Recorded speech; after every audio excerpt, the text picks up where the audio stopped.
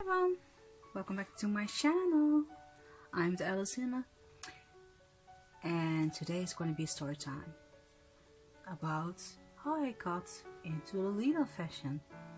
And maybe next time I will wear Lolita outfit again. Who knows? Maybe we'll do. We will see. So my first experience with Lolita fashion was in 2005. Back then I had a relationship and I was in Den Haag, and was it Den Haag? Or Enschede? It was somewhere in the Netherlands, I'm not sure which place it was, and I fell in love with this magazine. This was my first Lolita magazine, and I have to say, when I see this again, oh my god, I really want to wear it again.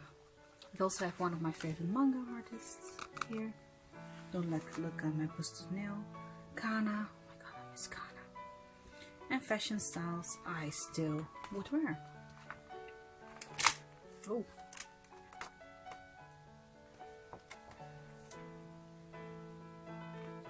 Also one of my favorite brands, Putiamo. It's still one of my favorite brands. So how did I get into Lolita fashion? Did I first meet, well, I know it's Lolita fashion. Then I was 2005, and I was a teenager back then. And I was obsessed because it had everything I like. It has horror movies I like. Baby the Stars Shine Bright. I remember these cords. These are amazing. I wish I had all this in my closet. And it makes me feel like I should go back and go into the sewing machine again. It was amazing.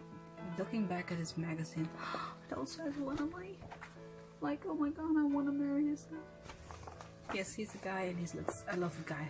I'm weird.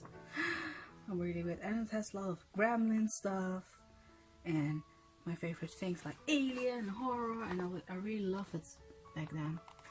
Sadly, the God Lolita Bible is gone. I'm so sad about that. Like horror dolls and series like Chobits, and one of other favorite series I really like, Versailles, Lady Oscar, Versailles, and it has really, oh yeah, this one, Le Portrait de Petit Cosette, also one of my favorite series. I watched that one. It's fun. This was my favorite. I really like it. So, Nato. Oh my god, I miss these times. So when I was 20, like 2000, I was 2050. It was no 2005. Sorry, 2005. God, my memory. I'm still sick. Sorry. Fashion was different back then. They had a lot of punk Lolita mixes, like Visual K in there, and it was one of the best times, one of the best actually, in a time and age. And I was like, oh my god, I love this. Oh, I still would wear this. This looks freaking awesome. Look at it. Oh, I need to keep I had to burp. And these dresses were amazing. Some of these models you never see again actually. I wonder what happened with these models actually. And some of these dresses you can make yourself actually if you have patterns or go to a sewing lesson. Yeah, the prints were different. Back then they had Dark Red Rum, Hanato Blood, Channel Hay, H, Nato Frilly. There were different times back then. I'm not sure if they had Angelique Pretty. I'm not sure. I'm looking for them. If this Atelier Pirot, Carinade et Equari. French names were very possible, and English et Adil. Black Peace Now. Like, it was a different time actually. I still would wear these. Of course, they look amazing. It was more, yeah, how you say, the Visual Kai was more like high in it come to the west, and my first interaction with Lolita was Mana Sama, because he was in the magazine and I was obsessed with him. I was like, I need And then I saw this magazine and I was like, oh my god, I need to have this. A lot of awesome fashions, especially Despair, and some brands I never heard about from again. Victoria Maiden, there's also Baby Star Shine Bright. I'm looking for, actually, do they still a lot of well, this was more the time of classic Lolita, gothic Lolita, Lolita punkish, Visual K. They had different frilly stuff, but it was amazing. Oh, here's Angelatic Pretty. It looks different, like it used to. I like the classic Angelatic Pretty stuff. It still looks cute. It looks super amazing, actually. Oh my god, love! And here's the god himself, Mana Sama. He's amazing. I love him. He's amazing. Mana, you're amazing. This dress is actually my dream dress. I never found this dress. I really want to have this dress. It's on my wish list. On my bucket list with many buckets. And I was so in love with him. Kana, another. His street snaps were amazing. There was a lot of Visual Kei stuff. Like I said, Visual Kei. And they didn't put every time Lolita in there. There were also street fashion portraits like this. So amazing. I was like, wow. There were not only Lolita snaps in there, it was like Kira back then. It was so different. Look at these snaps. Amazing. Wow. I'm a little bit I'm actually into Japanese fashion right now. A mixed style in between myself and the Japanese fashion. So, yeah. Love Alice in Wonderland. Visual Kei bands were there. And they portrayed yes. God, they had a manga in there. It's amazing.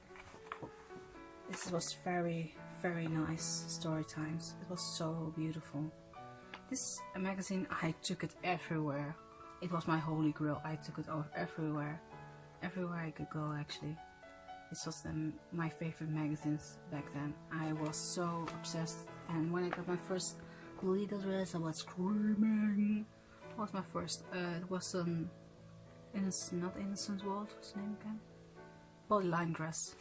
Yes, I have still my bodyline dress. My first dress. And the second one is this. It's also, this was the Gothic Lolita Punk. I love this magazine. It's gone. I never heard from this magazine again. There to people who work at shops. Super cute photos. Excuse me. Like, oh my god, these outfits. They have my dream job. Can I immigrate and work at a shop as the atlas? Yes, please. I wish I could. It would be amazing. Oh my god, all these pictures. Angela, oh, it's the makeup, Angela, they pretty. I still have, even anything that happens. I took a long break from Lolita, but when I see pictures like this, I'm like, screaming inside. Like, oh my god, it's so amazing. I have so many magazines. I have a couple of Lolita magazines, a lot of Gyaru magazines. These were, and a lot of Kira. These magazines were amazing. So when this one was the first, and it's my second magazine.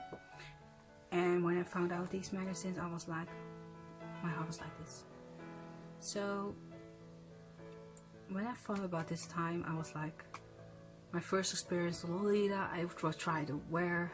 I feel that it Visual Kei, Lolita-ish. I wasn't Lolita back then.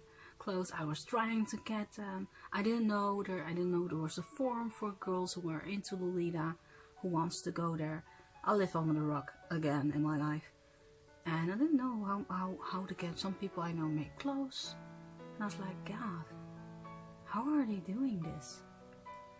It makes me like, wow. It's like, wow, this is amazing. And then after I look more at this magazine, I falling in love again with the Lolita fashion, and they had so many. Some brands, I'm like, what happened to them? Like Putuyamo or other brands. They had so many like color things and color coordinated. Oh my god, I love especially this kind of style. I still do. I still have a weakness for it. Maybe I will make some myself. These are amazing. So the story, back to the story. So these are my two first Lolita magazines.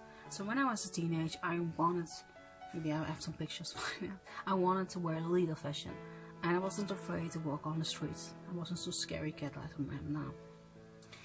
And the fun thing was about this fashion style was I feel like I belong somewhere.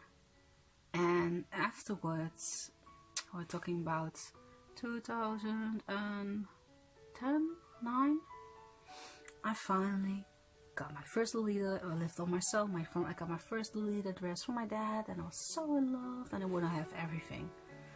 And the shop owner was so nice, and I saw the shop owner back, and I bought some fabrics from her. I still have the fabrics. I'm going to work with something, and it was dramatic, some fun kind of things. They had also nasty, because the life journal and the bullying sometimes and the nasty thing, but it has also a warm company that I miss in my life right now.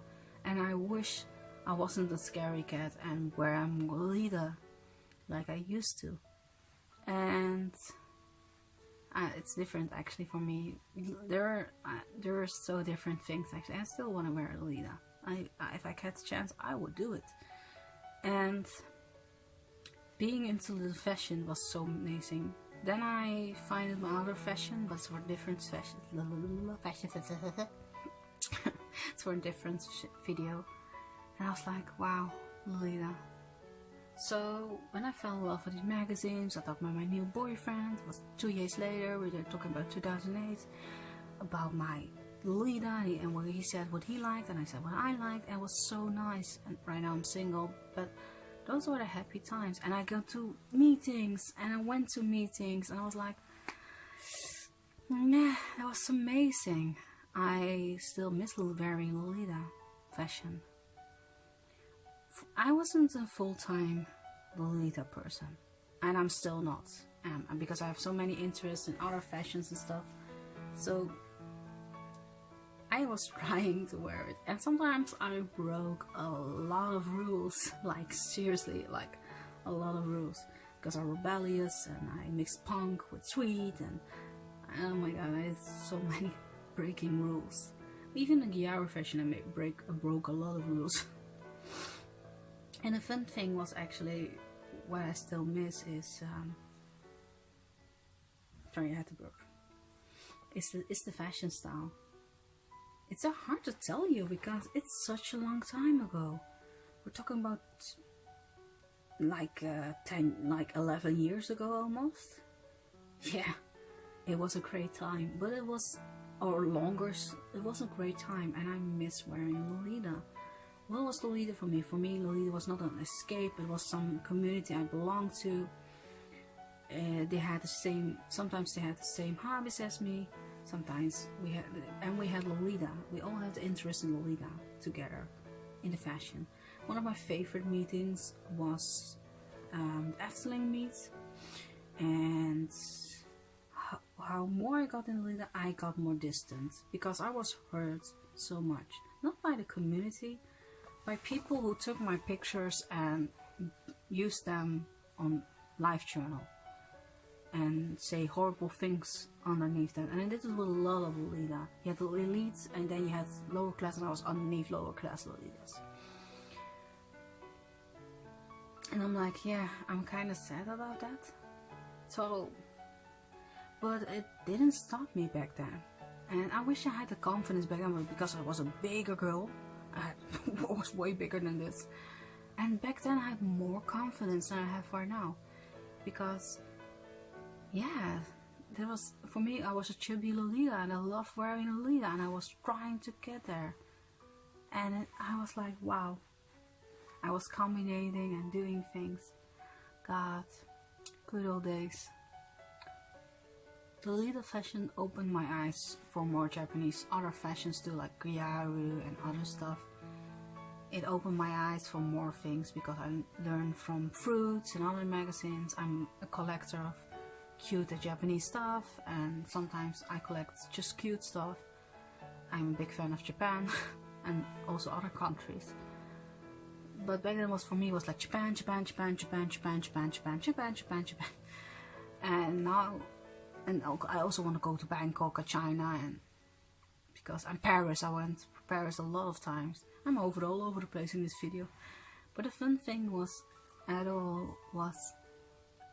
just being yourself, not like being judged by skin color, oh, you can't do this or you can't do that. And Lolita made me give a reason to say, hey, this is me, I love Lolita fashion, also wear other fashion styles, and I love to doing this, and trying to be creative of it, and putting hairpins in my hair. I was like, wow, Lolita has still a special, like Gyaru, it still has a special place in my heart, and it will never change. And I kept the clothes because I wanted to wear them again, and I wanted to try new things, and I miss it so much.